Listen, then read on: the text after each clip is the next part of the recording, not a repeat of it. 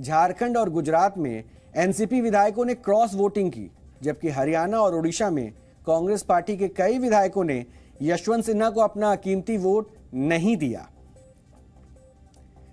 इन विधायकों का कहना है कि उन्होंने वोटिंग के दौरान अपनी अंतरात्मा की आवाज सुनी, यानी गांधी परिवार के आदेश को नहीं माना, बल्कि अपनी अंतरात्मा के आधार पर इन्होंने वोट डाला। असम में आईयूडीएफ पार्टी का दावा है कि कांग्रेस के कम से कम 20 विधायकों ने द्रौपदी मुर्मू के समर्थन में वोटिंग की है। इसी तरह उत्तर प्रदेश में शिवपाल सिंह यादव ने पहले से ही ऐलान कर दिया था कि वो यशवंत सिन्हा को कभी भी अपना समर्थन नहीं करेंगे, जबकि ओडिशा में कांग्रेस के विधायक मोहम्मद मोकिन ने खुद ही ये कहा था कि उन्होंने चुनाव में द्रौपदी मुर्मू का समर्थन किया है क्योंकि वो ओडिशा की बेटी है। इसके अलावा ओडिशा की सत्तारूढ़ पार्टी बीजू जनता दल, आंध्र प्रदेश की वाईएसआरसीपी, मायावती की बीएसपी और कर्नाटक की जेडीएस पार्टी ने पहले ही ऐलान कर दिया था कि वो चुनाव में द्रौपदी मुर्मू का समर्थन करेंगी। अलावा इसके झारखंड में हेमंत सोरेन की पार्टी झारखंड मुक्ति मोर्चा और कांग्रेस की सरकार है, लेकिन इसके बावजूद झारखंड मुक्ति मोर्चा ने यूपीए से अलग द्रौपदी मुर्मू का राष्ट्रपति चुनाव में समर्थन का ऐलान कर दिया। वैसे किस राज्य में कितनी क्रॉस वोटिंग हुई है उसकी टैली भी हमारे पास है, क्योंकि यह जानकारी आपके लिए बहुत दिलचस्प भी है और जरूरी भी है। अरुणाचल प्रदेश में 1 वोट ऐसे थे जहां पे क्रॉस वोटिंग हुई और असम में 22, जबकि बिहार और छत्तीसगढ़ में 6-6 और गोवा में 4, गुजरात में 10, हरियाणा में 1, हिमाचल प्रदेश में 2, झारखंड में 10, मध्य प्रदेश में 19, महाराष्ट्र में 16 और मेघालय में 7 विधायकों ने क्रॉस वोटिंग की है। यानी इन विधायकों ने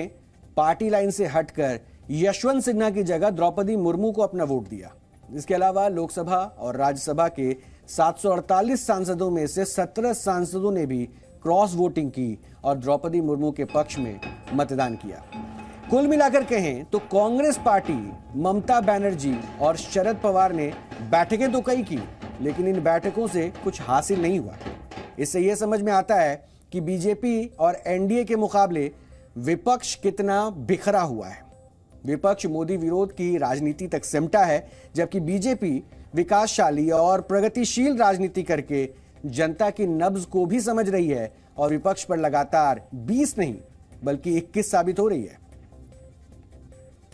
ये क्रॉस वोटिंग की टैली हम आपको लगातार दिखा रहे हैं और राष्ट्रपति चुनाव में जिस तरह से हमने पहले बताया कि किस तरह से क्रॉस वोटिंग हुई, यानी कि दावे तो थे कि हम अपने उम्मीदवार के साथ खड़े हैं, लेकिन एनडीए के उम्मीदवार को लेकर किस तरह से लोगों की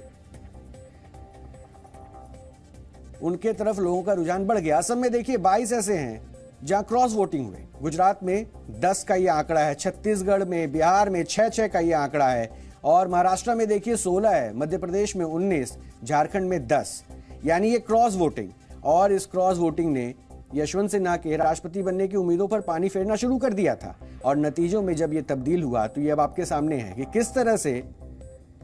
जो फरमान आया था गांधी परिवार की तरफ से उसके इतर जाके इन लोगों ने क्रॉस वोटिंग की है।